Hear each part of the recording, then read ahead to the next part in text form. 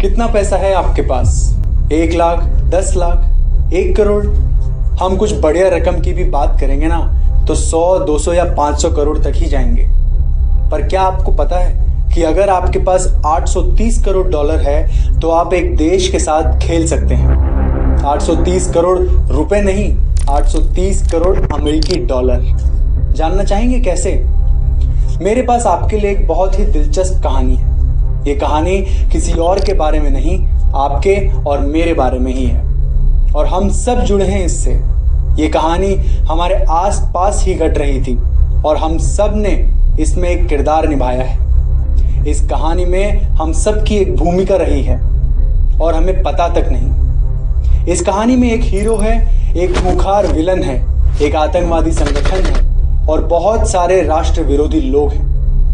अब हुआ ऐसा कि विलन एक एनजीओ चलाता था। उस एनजीओ को 2016 में गैर कानूनी निवेशों के तहत निगरानी में रखा गया था। यह एनजीओ गैर कानूनी रोहिंग्या मुस्लिमों को मुफ्त कानूनी सहायता दे रहा था। हम सब जानते हैं कि कोर्ट केस लड़ने में कितना पैसा जाता है, तो फिर ऐसे कैसे एक एनजीओ लाखों अवैध घुसपैठियों को मुफ्त सहायता दे सकता है? कुछ तो स्वार्थ होगा ही। यह एनजीओ गरीब और नादान हिंदुओं का धर्म परिवर्तन भी करता रहा है। असल में 90% धर्म परिवर्तन जो भारत में हो रहे हैं वो किसी न किसी तरह इसी एनजीओ से जुड़े होते हैं। फर्जी कार्यकर्ताओं और पादरियों की भारी जमात है इनके पास। इसी एनजीओ ने राफेल डील के खिलाफ शिकायत भी दर्ज कराई थी।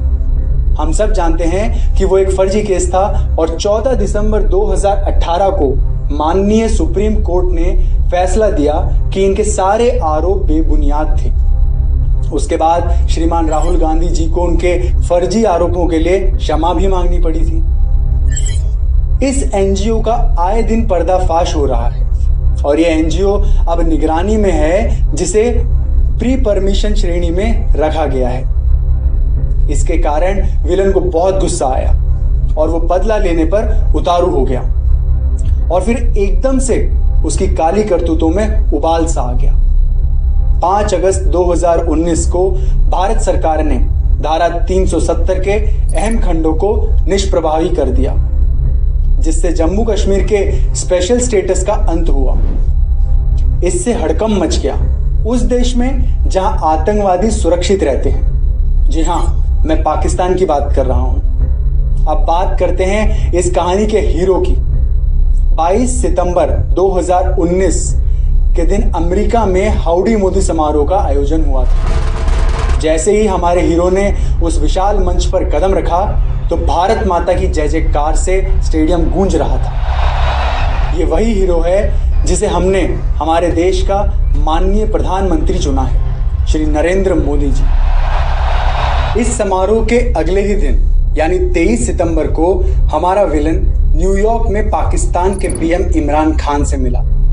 ये विलन कोई और नहीं, जॉर्ज सोरस है, जो एक एनजीओ चलाता है जिसका नाम है ओपन सोसाइटी फाउंडेशन।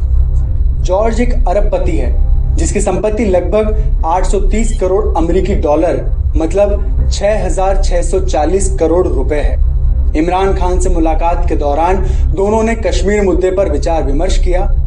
अब समझने लायक बात यह है कि सारी भारत विरोधी ताकतें एक हो रही है।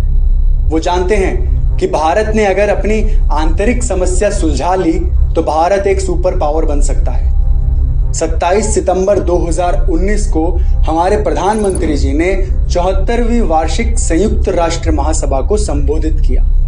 उसके तुरंत बाद इमरान खान ने उसी सभा में भारत और भारतीय आर्मी के खिलाफ जहर उगला, जो वो आम तौर पर करते रहते हैं। शायद मोदी जी ने वो सब याद रखा।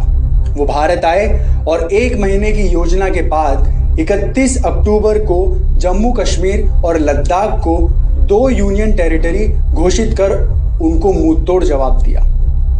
इस घटना से हमारा विलन घबरा गया।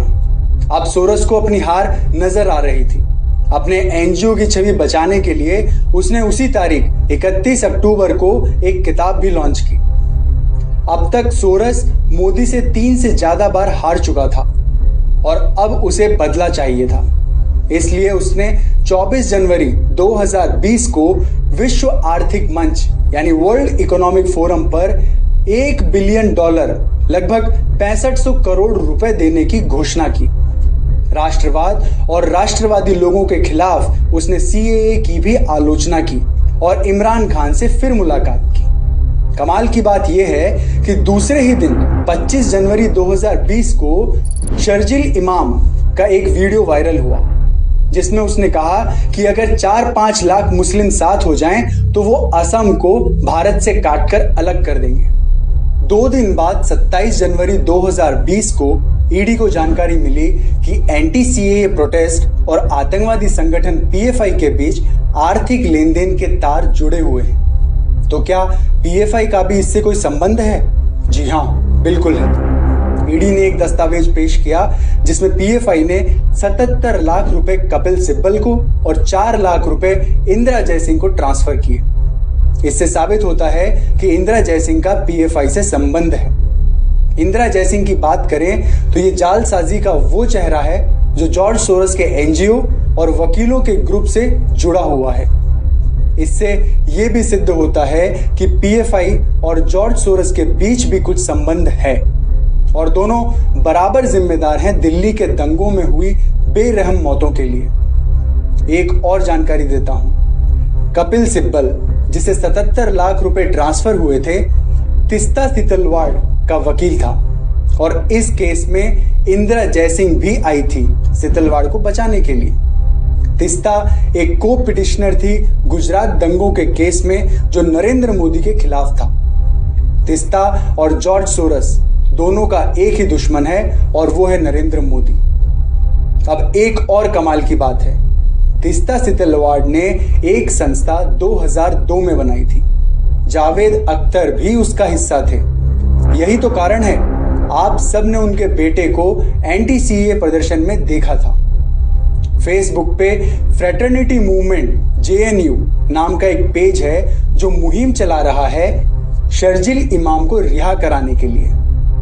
इस देशद्रोही के सपोर्ट में इन्होंने कई पोस्ट बनाए हैं। फेसबुक का ये पेज तबलीगी जमात का भी सपोर्ट करता है। वही पेज तिस्ता सितलवाड़ को चीफ गेस्ट बनाकर स्पीच देने बुलाता है। तिस्ता सितलवाड़ का एनजीओ सीजेपी आसाम में कार्यरत है और शर्जिल आसाम को भारत से काट देना चाहता है। इन सब के बीच जो एक नेटवर्क बना है, क्या आप उसे देख पा रहे हैं? ये सारे सबूत बताते हैं कि शर्जिल इमाम, तिस्ता सितलवाड़, कपिल सिब्बल, इंदिरा जयसिंह, पीएफआई और जॉर्ज सोरोस ये सब किसी न किसी तरह एक दूसरे से जुड़े हुए हैं। इन सब का एक ही लक्ष्य है, इस देश को बर्बाद करना और उसकी अखंडता को तोड़ना। 29 जनवरी 2020 को जॉर्ज सोरोस ने दिल्ली हाई कोर्ट में मोदी सरकार के खिलाफ शिकायत दर्ज कराई। ईडी की कार्रवाई के बाद सोरोस कुछ बड़ा करना चाहता था। जब सरकार ने सोरोस के एनजीओ के खिलाफ एक्शन 2016 में लिया था तो फिर उसने 3 साल क्यों लिए शिकायत दर्ज कराने में? कहीं कोई बड़ी योजना तो नहीं बन रही थी? जी हां, वो एक बड़ी योजना बना रहा था। 4 फरवरी को उसने अपने एक पिट्ठू हर्ष मंदर को भारत भेजा। मैं आपको बता दूं कि हर्ष मंदर कम से कम 5 क्रिश्चियन मिशनरी के लिए काम करता है और वो सोरोस के धर्म परिवर्तन के काम को संभालता है। हर्ष मंदर को जैसा पढ़ाया गया था उसने वैसा ही किया। शाहीन बाग के प्रदर्शन में भाग लेने के लिए लोगों को उकसाने में काफी बड़ा रोल इसने निभाया। कांग्रेस कार्यालय के दौरान जब मनमोहन सिंह जी पीएम थे तब यही मंदिर 8-9 पदों पर नियुक्त था। वो सोनिया गांधी का खास आदमी था और यही जॉर्ज सोरोस का भी खास आदमी है। एक ही साथ एक आदमी रूलिंग पार्टी और देश विरोधी ताकतों के साथ कैसे काम कर सकता है? ये तभी हो सकता है जब रूलिंग पार्टी भी देश को तोड़ने में मिली हुई हो। सोनिया गांधी की साधुओं और हिंदुओं से नफरत को हम सब जानते हैं और हर्ष मंदिर क्रिश्चियन मिशनरी के लिए काम करता है, तो इनमें आपस में मेल जोल होना स्वाभाविक है। खैर, 18 फरवरी 2020 को तिस्ता सितलवाड़ भी दिल्ली पधारती है सीएए के खिलाफ प्रदर्शन में भाग लेने के लिए। उन्होंने प्रदर्शनकारियों को सिखाया कि उन्हें क्या करना है क्या नहीं। आप देख सकते हैं। क्या शाहीन बाग के आंदोलन की जगह बदलने से आंदोलन कमजोर होगा क्या? ये हमारा सवाल है, जवाब किसी को नहीं देना है, वो जवाब से पूछा जाएगा तो आपको एक एक को जवाब देना है, तो हम सब नोट करेंगे, ठीक है? तो ये पहला सवाल है, क्या शाहीन बाग के याद रखिए, तिस्ता जहां होगी वहां दंगे होने की संभावना बढ़ जाती है। यही काम इन्होंने आसाम में भी किया था और क्योंकि अब वो दिल्ली आ चुकी थी तो यहाँ भी हालात कुछ वैसे ही बना दिए गए थे। ये सारे प्रदर्शनकारी महिला और पुरुष वही लोग हैं जो पुलिस पर पथराव कर रहे थे, पुलिस पे गोली चला रहे थे, ट्रैफिक जाम करके बसों को चला रहे थे। सच बात तो ये है कि ये लोग बीजेपी से कुछ रिएक्शन चाहते थे, जो 23 फरवरी 2020 को आ भी गया, जब कपिल मिश्रा ने सीएए के प्रदर्शनकारियों के विरोध में सार्वजनिक भाषण दिया। राष्ट्र विरोधी ताकतें इंतजार कर रही थी किसी भी तरह की टिप्पणी का, ताकि सारा दोष ट्रांसफर करने में आसानी हो जाए। ये लोग ट्रंप की यात्रा को रोकना चाहते थे, जो दूसरे ही दिन 24 फरवरी 2020 को थी। जब भी अमेरिकी राष्ट्रपति भारत यात्रा पर आते हैं, ये राष्ट्र विरोधी लोग हर बार ऐसा कुछ करते ही हैं। आम आदमी पार्टी के ताहिर हुसैन हिंदू विरोधी दंगों में पूरी तरह शामिल थे। वो एक सोची समझी साजिश थी। पेट्रोल बम, एसिड पैकेट, गुलेल, ईंट के टुकड़े, पत्थर, ये सब योजना के तहत उनके घर में रखे गए थे। हाल ही के अपडेट और एफआईआर से पता चलता है कि ये एक सुनियोजित हिंदू विरोधी दंगा था। आखिरकार इस बार विलन जीत गया। ये विलन देशद्रोही लोग और हमारे पड़ोस वाला भिखारिस्तान नहीं चाहता कि भारत आगे बढ़े। भले ही हमारे हीरो ने हमें कई बार बचाया, पर विलन भी एक बार तो जीत ही गया। लेकिन याद रखिए, ये कोई फिल्म नहीं। इन सारी घटनाओं का देश पे और हम पे बहुत गहरा प्रभाव पड़ा है। हमारे हीरो को जरूरत है हमारे सपोर्ट की। इन सब तथ्यों को जितने लोगों तक हो सके पहुंचाएं। कृपया इस वीडियो को जितने लोगों के साथ शेयर कर सकें करें, ताकि ये सच हर जगह पहुंच सके। हम सब ने ये सारी घटनाएं हमारी आंखों के सामने घटती देखी है, लेकिन हम कभी इन घटनाओं को आपस में जोड़कर देख ही नहीं पाए। याद रखिए, ना तो हमारा भारत देश बिकाऊ है और ना ही हमारे प्रधानमंत्री को कोई खरीद सकता है। राजनीति वो नहीं जो आप देखते हैं, राजनीति वो है जो आप देख नहीं सकते।